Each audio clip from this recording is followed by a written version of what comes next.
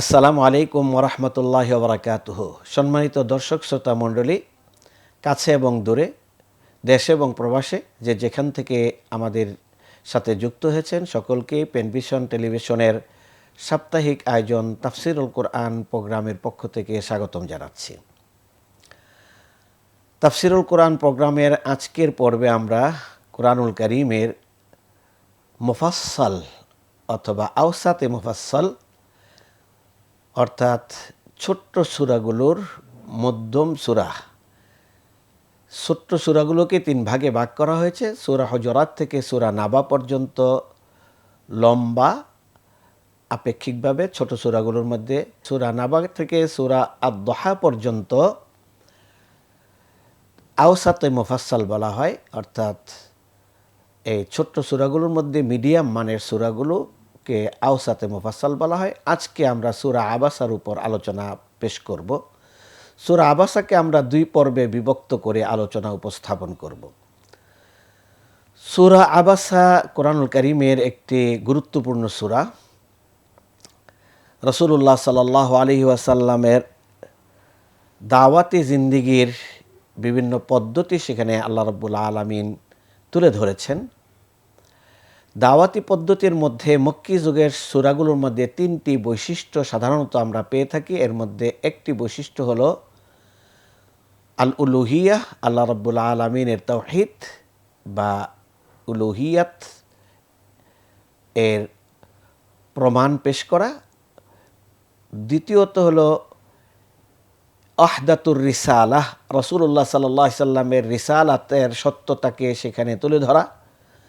তৃতীয় হলো এই দুইটাকে প্রমাণ করার জন্য দলিল প্রমাণগুলোকে আল্লাহ রাব্বুল আলামিন তুলে ধরেছেন তার বিভিন্নভাবে। একটা দলিল হয়ে থাকে যে আল্লাহ মানুষকে সৃষ্টি করেছেন, তাকে যে নিয়ামত রাজি দিয়েছেন সেগুলো তুলে ধরেছেন, আল মুত্তাযকির বি আলা ইল্লাহ। দ্বিতীয় দলিল হলো আল্লাহ রাব্বুল আলামিন যুগে যুগে বিভিন্ন জাতিকে ধ্বংস করে দিয়েছেন, এগুলোকে ইল মুত্তাযকির বি আইয়ামিল্লাহ বলা হয়। তৃতীয় হলো মৃত্যু এবং মৃত্যু পরবর্তী জীবন সম্পর্কে আল্লাহ তুলে ধরেছেন। এই সূরাগুলোতে বিশেষভাবে এই প্রথম দুইটা বিষয়ে বেশি দলিল পেশ করা হয়েছে। এক নম্বর হলো আল্লাহর তাওহীদ এবং রাসূল সাল্লাল্লাহু আলাইহি সাল্লামের রিসালাত, আর দ্বিতীয়টা হলো এটার উপর দলিল হিসাবে তুলে ধরেছেন আল্লাহ রাব্বুল আলামিন মানুষের সৃষ্টি, মানুষের রিজিক ইত্যাদি নিয়ে। আর দ্বিতীয়ত কিয়ামত এবং কিয়ামতের পরবর্তী জিন্দেগি, জান্নাত জাহান্নাম, এগুলো নিয়ে আল্লাহ রাব্বুল আলামিন তুলে ধরেছেন। সূরা আবাসা এর একটা অনন্য বৈশিষ্ট্য হলো এখানে হেদায়েতের জন্য আল্লাহ রাব্বুল আলামিন কাউকে প্রাধান্য দেন না এবং কোনো দায়ীকে এটাকে প্রাধান্য দেওয়ার বিষয়টাকে এখানে নিষেধ করে দেওয়া হয়েছে। যার যত বেশি আগ্রহ থাকবে তাকে হেদায়েতের জন্য প্রাধান্য দেওয়া হবে। হেদায়েত কাউকে জোর করে দেওয়ার মতো কোনো দায়িত্ব আল্লাহ রাব্বুল আলামিন কোনো নবী রাসূল, কোনো দায়ী, কোনো ওয়াইস, কোনো আলেম, কোনো পিশাব কাউকে আল্লাহ রাব্বুল আলামিন বাধ্য করেননি অথবা কাউকে দেওয়ার মতো ক্ষমতাও দান করেননি। তাই আল্লাহ রাব্বুল আলামিন এই সূরার মধ্যে প্রথমে শুরু করেছেন আবাসা ওয়া তাওয়াল্লা আন জাআহুল আ'মা। এই আয়াতটি হলো একটা পুরা শানে নজুল এবং ঘটনারই প্রকাশ। মানে আবাসা, বুরু কুঞ্চিত করেছেন তিনি, ওয়া তাওয়াল্লা, মুখ ফিরিয়ে নিয়েছেন। কে? মুহাম্মদুর রাসূলুল্লাহ সাল্লাল্লাহু আলাইহি সাল্লাম। এবং তিনি কেন বুরু কুঞ্চিত করলেন এবং মুখ ফিরিয়ে নিলেন, এই বিষয়টি বুঝতে হলে এই আয়াতের শানে নজুলটি আমাদের বোঝা দরকার। এর সাথে দ্বিতীয় বিষয়টাই রয়েছে আন জাআহুল আ'মা, কেন তিনি বুরু কুঞ্চিত করেছেন এবং কেন তিনি মুখ ফিরিয়ে নিয়েছেন? কারণ তার কাছে এসেছে একজন অন্ধ ব্যক্তি। এখন আল্লাহ রাব্বুল আলামিন কেন এই কথাটা বললেন, এই কথার শানে নজুল না জানা থাকলে তো বোঝা গেল যে আল্লাহ রাসূল সাল্লাল্লাহু আলাইহি সাল্লাম এখানে আল্লাহ রাব্বুল আলামিনের সন্তুষ্টির বাইরে চলে গেলেন কিনা, এরকমটাই ভুল বুঝাবুঝির অবতারণা হতে পারে। তাই শানে নজুলটা আমরা জেনে নেই শানে নজুল হলো রাসূল সাল্লাল্লাহু আলাইহি সাল্লাম এক সময় মক্কার নেতৃস্থানীয় ব্যক্তিদেরকে নিয়ে ইসলামের বিভিন্ন বিষয় নিয়ে ডিসকাশন করছিলেন, আলোচনা করছিলেন। তিনি আশাবাদী ছিলেন যে তারা হেদায়েত গ্রহণ করবে। নবীর আশাবাদী হওয়াটাই তো স্বাভাবিক। এই দায়িত্ব তো আল্লাহ রাসূল সাল্লাল্লাহু আলাইহি সাল্লামকে আল্লাহর পক্ষ থেকে দেওয়া হয়েছে, যার কারণে তিনি তাদের হেদায়েতের প্রত্যাশা নিয়ে তাদের সাথে ইসলামের বিভিন্ন বিষয় নিয়ে আলোচনা করছেন, ইসলামের দিকে তাদেরকে আহ্বান করছেন। আশাবাদী ছিলেন যে তারা ইসলাম গ্রহণ করবে। ইতিমধ্যেই অন্ধ সাহাবী, যিনি দেখতে পাননি যে আল্লাহ রাসূল সাল্লাল্লাহু আলাইহি ওয়াসাল্লামের সামনে কারা উপবিষ্ট, তিনি কোন বিষয় নিয়ে তাদের সাথে কথা বলছেন, সাহাবাদের মধ্যে একটা জ্ঞানের পিপাসা ছিল। যখনই তিনি কোনো জিনিস তারা জানার জন্য আগ্রহী হতেন, তখন ছুটে আসতেন রাসূলুল্লাহ সাল্লাল্লাহু আলাইহি সাল্লামের কাছে। আর রাসূল সাল্লাল্লাহু আলাইহি সাল্লামও তাদেরকে অত্যন্ত আন্তরিকতা এবং ঘনিষ্ঠতার সাথে বিভিন্ন বিষয়ে জ্ঞানের দ্বার তাদের সামনে উন্মোচন করতেন, তাদেরকে পুতপবিত্র করতেন, এলিম দ্বারা সমৃদ্ধ করতেন। তো সেই ধারাবাহিকতায় আব্দুল্লাহ বিন উম্মে মাকতুম রাদিয়াল্লাহু তাআলা আনহু, একজন অন্ধ সাহাবী, তিনি এসে বললেন, হ্যাঁ ইয়া রাসূলুল্লাহ, আমি আপনার কাছ থেকে জ্ঞানের বিভিন্ন বিষয় সম্পর্কে জানতে চাই। কিন্তু আল্লাহ রাসূল সাল্লাল্লাহু আলাইহি সাল্লাম তার দিকে তাকালেন, কিন্তু তিনি একটু বিরক্ত বোধ করলেন যে তিনি যেহেতু একটা বড় ধরনের দাওয়াতি মিশনে আছেন, অভিযানে আছেন, দায়িত্বে আছেন, আর তার সামনে বসা যারা তারাও নেতৃস্থানীয় ব্যক্তি, তাই তিনি তার দিকে মনোনিবেশ না করে তার দিক থেকে মুখ ফিরিয়ে ওই মক্কার নেতাদের দিকে তিনি মনোনিবেশ করলেন। এটা মহান রব্বুল আলামিনের পছন্দ হয়নি, যার কারণে আল্লাহ রব্বুল আলামিন এই আয়াতগুলো নাজিল করলেন। এই আয়াতগুলো যে সাহাবার ব্যাপারে নাজিল হয়েছে, যে সাহাবীর ব্যাপারে নাজিল হয়েছে, তিনি হলেন আব্দুল্লাহ বিন উম্মে মাকতুম। উম্মে মাকতুম তার মায়ের উপনাম। আব্দুল্লাহ বিন উম্মে মাকতুম একজন অন্ধ সাহাবী। এই ব্যক্তিটির অনেকগুলো গুণ কোয়ালিটি ছিল। তিনি হলেন রাসূলুল্লাহ সাল্লাল্লাহু আলাইহি সাল্লামের মুয়াজ্জিন। মসজিদে নববীতে দুইজন সাহাবী আজানের দায়িত্ব পালন করতেন, একজন বেলাল রাদিয়াল্লাহু তাআলা আনহু, আরেকজন হলেন আব্দুল্লাহ বিন উম্মে মাকতুম রাদিয়াল্লাহু তাআলা আনহু। তিনি অগ্রগামীদের অন্তর্ভুক্ত, যারা ইসলাম গ্রহণ করেছে সবার প্রথম সারির মুসলমান হিসাবে মক্কায় তিনি ইসলাম গ্রহণ করেছেন, মদিনায় হিজরত করেছেন। অবাক করা বিষয় হলো তার এই অন্ধত্ব, তার এই প্রতিবন্ধী অবস্থাও তাকে ইসলামে বিভিন্ন দায়িত্ব পালনের ক্ষেত্রে তাকে দূরে সরায় রাখেনি। রাসূলুল্লাহ সাল্লাল্লাহু আলাইহি ওয়াসাল্লাম 17 বার আব্দুল্লাহ বিন উম্মে মাকতুম রাদিয়াল্লাহু তাআলা আনহুকে মদিনার বিভিন্ন দায়িত্ব দিয়ে তিনি বিভিন্ন অভিযানে, জেহাদে এবং সফরে তিনি গিয়েছেন। তাহলে বুঝতে পেরেছেন যে সকল নারীরা এবং শিশুরা, বয়োজ্যেষ্ঠরা, যুদ্ধে অভিযানে অংশগ্রহণ করতে অক্ষম এমন ব্যক্তিরা, যাদের ওজর আছে, অনুমতি সাপেক্ষে তারা মদিনায় থেকে গিয়েছেন, তাদের দেখাশোনা করা, মদিনাকে বহিরাগত শত্রুদের আক্রমণ থেকে রক্ষা করা, সাহাবাদের ইমামতি করা মসজিদে, এই কাজগুলো আঞ্জাম দিয়েছেন আব্দুল্লাহ বিন উম্মে মাকতুম রাদিয়াল্লাহু তাআলা আনহু। তাহলে বুঝতে পেরেছেন যে আল্লাহ রাসূল সাল্লাল্লাহু আলাইহি সাল্লাম তার একজন অন্ধ সাহাবীকেও তার সর্বোচ্চটা তিনি গ্রহণ করেছেন বা দেওয়ার জন্য তাকে তৈরি করেছেন। তার অন্ধত্বের কারণে তাকে দূরে সরায় রাখেননি, তার থেকে যতটুকু গ্রহণ করার ইসলামের জন্য, তার ব্যক্তির জন্য, তার সম্মানের জন্য, ইসলাম এবং মানুষের কল্যাণের জন্য, সেতটুকু আল্লাহ রাসূল সাল্লাল্লাহু আলাইহি সাল্লাম তার কাছ থেকে গ্রহণ করেছেন।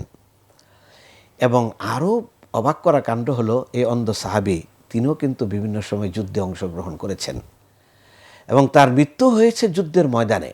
আব্দুল্লাহ বিন উম্মে মাকতুম রাদিয়াল্লাহু তাআলা আনহু তিনি কাদিসিয়ার যুদ্ধে শহীদ হয়েছেন। আল্লাহ রাব্বুল আলামিন তার এই শাহাদতকে কবুল করুন।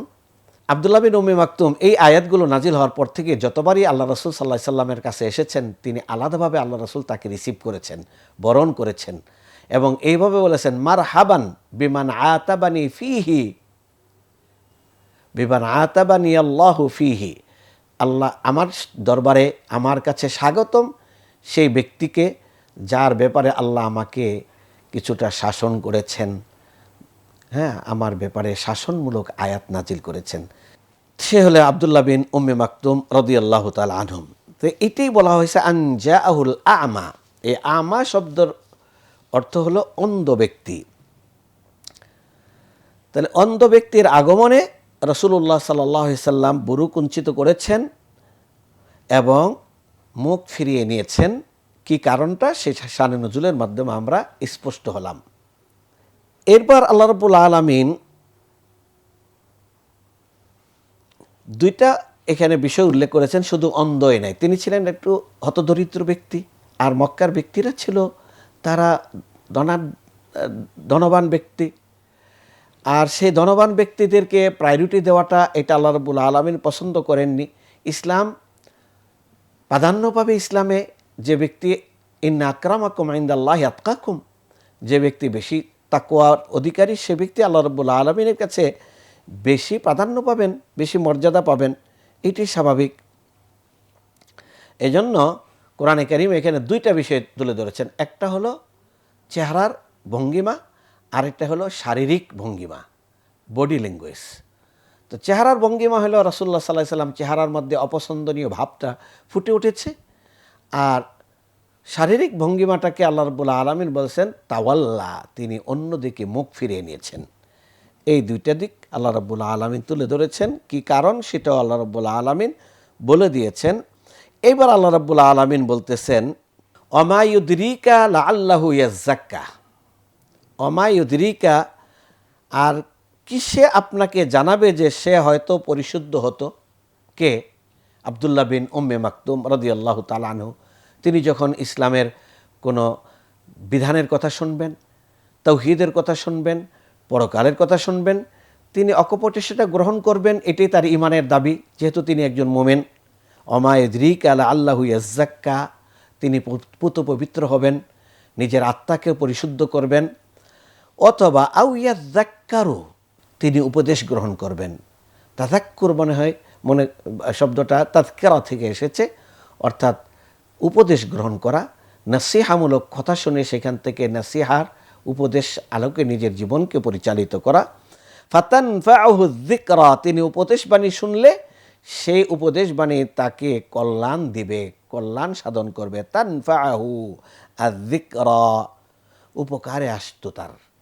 তাহলে আল্লাহ রাব্বুল আলামিন বলতেছেন যে যেই ব্যক্তি আপনার কাছে এসে বাণী শুনে নিজেকে পবিত্র করতে চাচ্ছে, নিজে উপকৃত হতে চাচ্ছে, সেই ব্যক্তিটাকে আপনি একটু অপছন্দ করলেন। আর যে ব্যক্তি আম্মামান ইস্তাগনা, আম্মামান ইস্তাগনা, যে পরোয়া করল না, আপনার কাছে আসার পরে কোরআন হাদিসের আলো বাক্য শুনে, উপদেশ বাণী শুনে সে পরোয়া করল না, ফাআনতা লাহু তাসাদ্দা, অথচ আপনি তার উপরই তার ব্যাপারেই মনোযোগ দিয়েছেন। মনোযোগী হলেন আপনি কার প্রতি? যেই ব্যক্তি আপনার প্রতি অমনোযোগী, আপনার উপদেশ শোনার ব্যাপারে সে অনাগ্রহী, এগুলো পালনের ব্যাপারে তার কোনো গ্যারান্টি নেই। ওমা আলাইকা আল্লাহ ইয়াজ্জাক্কা, এই জন্য বলতেছে যে আপনি যে এত বেশি আগ্রহী হয়ে গেলেন তাদের হেদায়েতের জন্য, তাকে পবিত্র করা, হেদায়েত দেওয়া, এই দায়িত্ব তো আপনার না। ওমা আলাইকা, সে যদি উপদেশ গ্রহণ না করে, সে যদি ইসলামে প্রবেশ না করে, আল্লাহর তাওহীদ মেনে না নেয়, এতে আপনার তো কোনো অপরাধ নাই।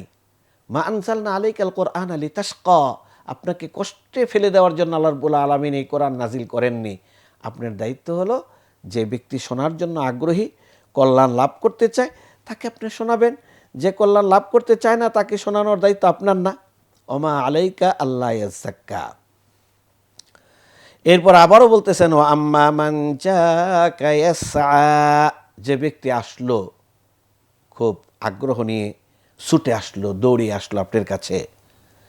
কারণ অন্ধ ব্যক্তির আশাটা তো খুব ইজি না, স্বাভাবিক না।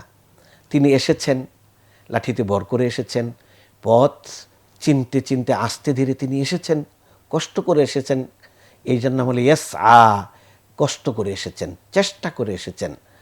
ওমা ও আম্মা মান জাআকা ইয়াসআ ওয়া হুয়া ইয়াখশা, হ্যাঁ, আর তার ভিতরে রয়েছে আল্লাহর ভয়। ওয়া হুয়া ইয়াখশা ফাআনতা আনহু তালাহা, আপনি তার ব্যাপারে হয়ে গেলেন উদাসীন। ফাআনতা আনহু তালাহা, আপনি তার ব্যাপারে হয়ে গেলেন উদাসীন। আল্লাহ রাব্বুল আলামিন সেটাই বলে দিলেন। এই ইসলাম এবং দিন, রাসূল সাল্লাল্লাহু আলাইহি সাল্লামের যে ইসলাম এবং দিন প্রচারের দায়িত্ব, আল্লাহ রাসূল সাল্লাল্লাহু আলাইহি সাল্লামের সাহাবাদের ইসলাম এবং দিন তারা প্রচারের দায়িত্ব নিজ কাঁধে তুলে দিয়েছেন। আলেম ওলামা, দাঈ ইলাল্লাহ, ওয়াইস, ইমাম, তাদের সবারই দায়িত্ব হলো ইসলামের বাণীকে মানুষের সামনে তুলে ধরা, ইসলামের বাণীকে প্রচার করা, এবং যারা উম্মতের মধ্যে অথবা মানুষের মধ্যে বেশি আগ্রহী তাকে তারা প্রাধান্য দেবে, তাকে বেশি আগ্রহ বড়ে তার নিচে তার পিছনে শ্রম দিবেন, কাজ করবেন। তার মাদউদের মধ্যে সবচেয়ে বেশি যারা আগ্রহী তাদেরকে নিয়ে কাজ করবেন। আমরা জানি যে মাদউ কয়েক প্রকার। মাদউ মানে যাদেরকে দাওয়াত দেওয়া হয় ইসলামের, সবচেয়ে বেশি নিকৃষ্ট এবং ইসলামের ব্যাপারে অনীহা প্রকাশকারী মাদউ হলো নেতৃশ্রেণীর ব্যক্তিত্ব। যে কোনো যুগে, যে কোনো সময়ের সবচেয়ে বড় অন্তরায় হয় ইসলামের জন্য, এমনকি সাধারণ মানুষেরও ইসলাম গ্রহণের জন্য অন্তরায় হয় নেতারা।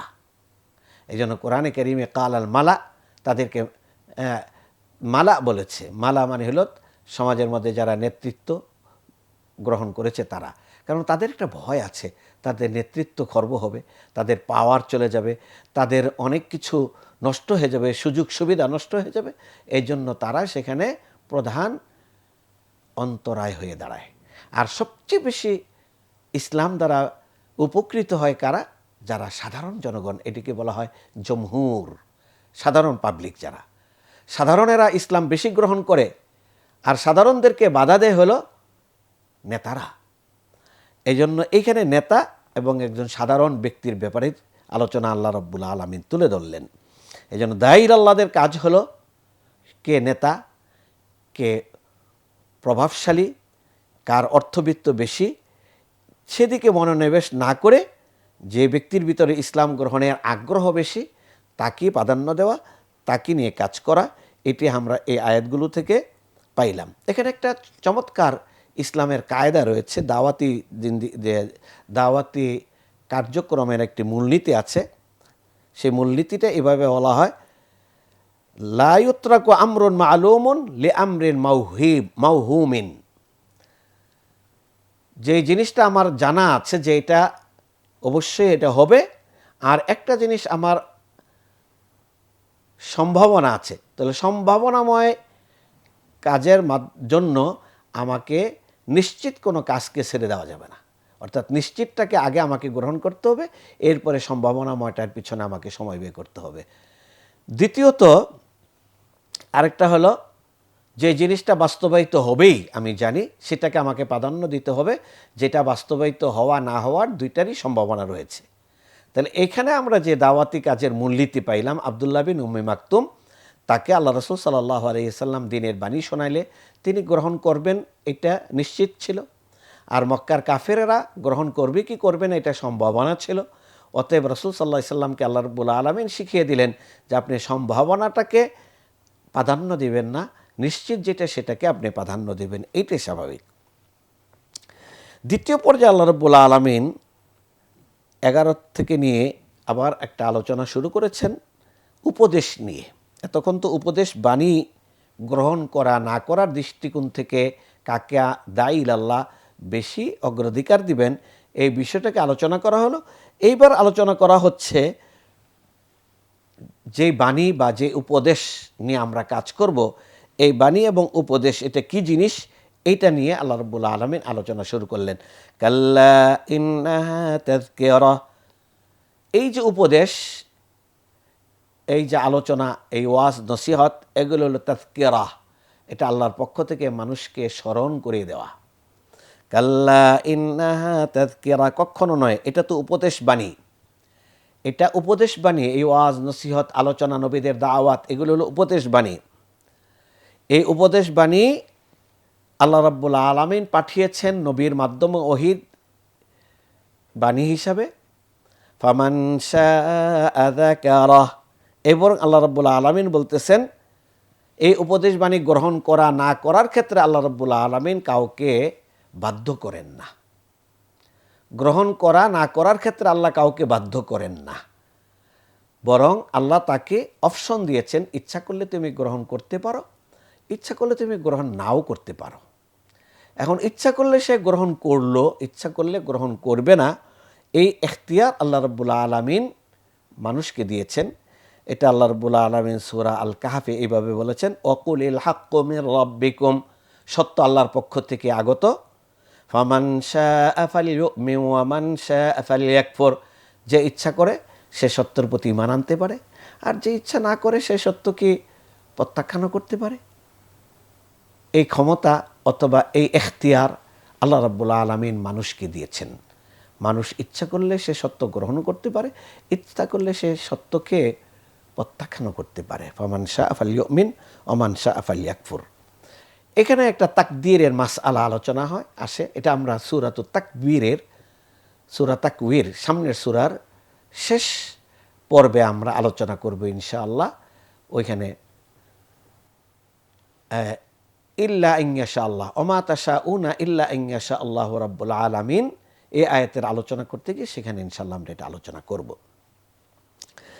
এরপর আল্লাহ রাব্বুল আলামিন এই যে সত্য আল্লাহর পক্ষ থেকে আসলো উপদেশ বাণী, এই উপদেশ বাণীর উৎস কোথায়, এটার মধ্যে অন্য কেউ হস্তক্ষেপ করতে পারে কিনা, অন্য কেউ এটাকে পরিবর্তন করে দিতে পারে কিনা, গর্হিত কোনো কিছু এর ভিতরে ঢুকে দিতে পারে কিনা, এটা কোথায় সংরক্ষিত, অর্থাৎ এই ওহী আল কোরআন আল্লাহ রাব্বুল আলামিন এইটার উৎস হিসাবে, স্থান হিসাবে আল্লাহ রাব্বুল আলামিন তুলে ধরেছেন এইভাবে, ফি সুহুফিম মুকাররামাহ মারফুআতিম মুতাহহারা।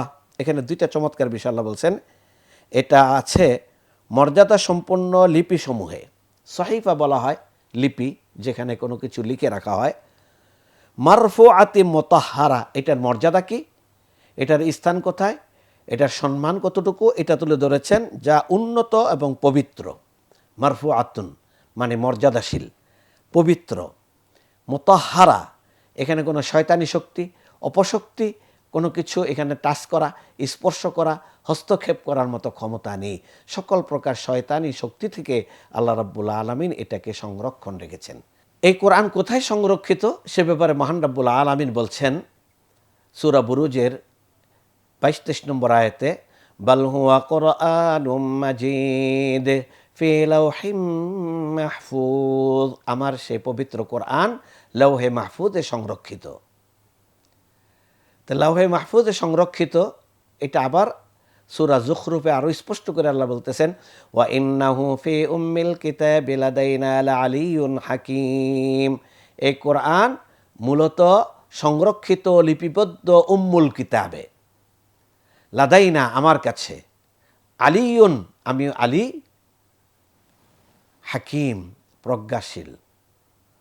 তাহলে আল্লাহ রাব্বুল আলামিনের কাছে এটা সংরক্ষিত, যেখানে কোনো অপশক্তির অনুপ্রবেশ করানো, হস্তক্ষেপ করা কোনো ক্রমেই সম্ভব না। কারণ সেটা সূরা জিনেও আল্লাহ রাব্বুল আলামিন ৮ নম্বর আয়াতে বলেছেন, জিনেরা বলতেছে যে আমরা ওহী নিয়ে যখন জিবরিল আসে তখন আমরা আল্লাহর বাণী অথবা আল্লাহর কোনো নির্দেশনা শোনার জন্য আমরা আকাশকে ছুঁতে যাই, কিন্তু আল্লাহর আকাশ নিরাপত্তা বলয়ে সংরক্ষিত। আল্লাহ রাব্বুল আলামিন সূরা যুখরুফে বলেছেন, ওয়া ইন্নাহু ফি উম্মিল কিতাবি লাদাইনা লাআলিয়্যুন হাকীম, এই কোরআন উম্মুল কিতাবে সংরক্ষিত আমার কাছে। আল্লাহ রাব্বুল আলামিন আলী এবং আল্লাহ হলেন হাকিম প্রজ্ঞাময়, মহান এবং প্রজ্ঞাময়। তো মহান প্রজ্ঞাময়ের কাছে এটা সংরক্ষিত। সেটা আল্লাহ রাব্বুল আলামিন আবার জিন্নাতেরা বা জিন বা শয়তানি অপশক্তি যে ওহী নিয়ে আসার পথে অথবা আল্লাহর নির্দেশনার মধ্যে কোনো কিছু বেজাল অনুপ্রবেশের জন্য সদা তারা তৎপর ছিল, এই কথাটা তুলে ধরেছেন তাদের স্বীকৃতির মাধ্যমে।